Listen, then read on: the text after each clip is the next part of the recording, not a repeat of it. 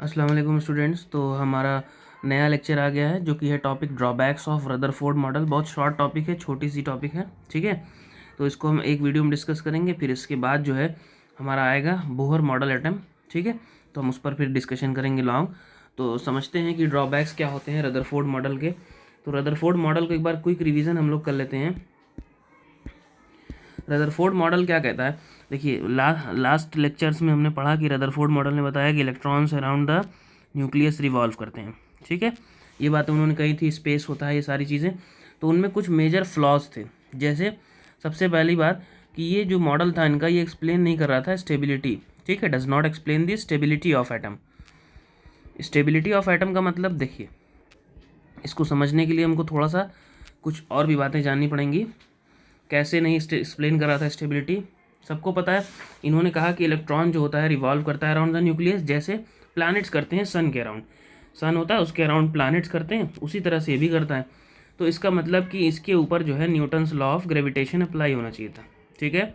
Newton's law of gravitation apply होना चाहिए था, ठीक। लेकिन न्यूटन्स लॉ ऑफ ग्रेविटेशन जो है सब एटॉमिक पार्टिकल्स पे अप्लाई नहीं होता है, सब एटॉमिक पार्टिकल पर नहीं अप्लाई होता है। तो इसका मतलब इनकी जो स्टेबिलिटी थी वो एक्सप्लेन नहीं हो पाई, ठीक है ना।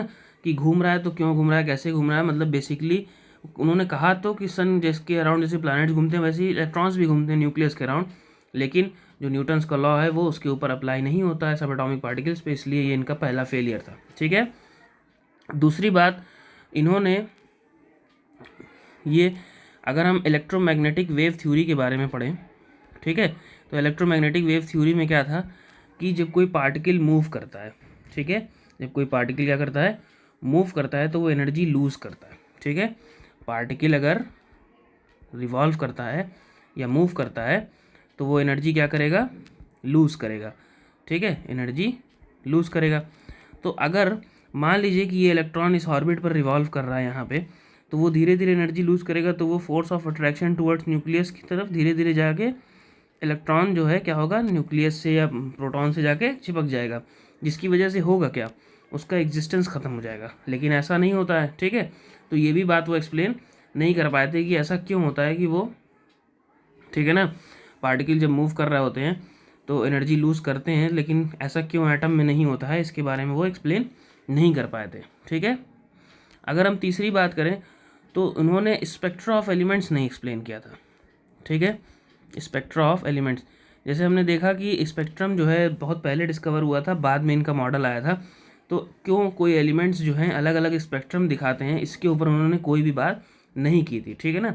क्यों एलिमेंट, जैसे अभी हमने लास्ट टॉपिक में पढ़ा कि हाइड्रोजन जो है स्पेक्ट्रम अपना दिखाता है अलग अलग रेंज में, यूवी में, विजिबल में और आईआर में। तो ऐसा क्यों कोई एलिमेंट करता है, इसके बारे में इनका मॉडल कोई भी एक्सप्लेनेशन नहीं दे रहा था, ठीक है।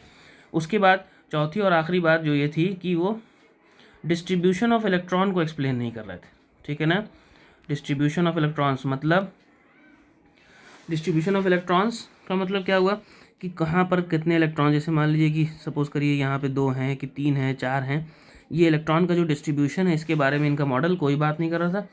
लास्ट बात ये थी कि वो एनर्जी ऑफ इलेक्ट्रॉन के बारे में भी एक्सप्लेन नहीं कर रहे थे, ठीक है ना, कि एनर्जी कितनी होगी, कितनी लगेगी उसको रिवॉल्व करने के लिए, क्या चीज़ें। तो ये सारे उनके ड्रॉबैक्स थे कि वो स्टेबिलिटी नहीं एक्सप्लेन कर पा रहे थे, कि पार्टिकल मूव करता है तो एनर्जी लूज़ करता है, मगर एटम में ऐसा नहीं होता, क्यों। दूसरी बात, स्पेक्ट्रम क्यों बनता है किसी भी एलिमेंट का। फिर उसके बाद कि डिस्ट्रीब्यूशन ऑफ इलेक्ट्रॉन कैसे होता है, मतलब जो डिस्ट्रीब्यूट होते हैं, ठीक है, जिनको हम इलेक्ट्रॉनिक कन्फिगुरेशन कहते हैं, वो भी बात इनकी एक्सप्लेन नहीं थी, उन्होंने एक्सप्लेन नहीं की थी। और लास्ट बात ये थी कि वो एनर्जी कोई इलेक्ट्रॉन के पास कितनी एनर्जी है या कैसी एनर्जी है, इसके बारे में भी कोई एक्सप्लेनेशन नहीं दिया था। तो ये बनता है ड्रॉबैक्स ऑफ रदरफोर्ड मॉडल। फिर इन सबको ड्रॉबैक्स को ओवरकम करता है एक नया मॉडल जिसको हम लोग बोलते हैं बोहर एटॉमिक मॉडल, ठीक है, बोहर एटॉमिक मॉडल। इसको हम लोग इंडिविजुअल लेक्चर में पढ़ेंगे, ठीक है। तो इसके बाद ही वो पार्ट रहेगा बोहर एटॉमिक मॉडल का। तो थैंक्स फॉर वॉचिंग।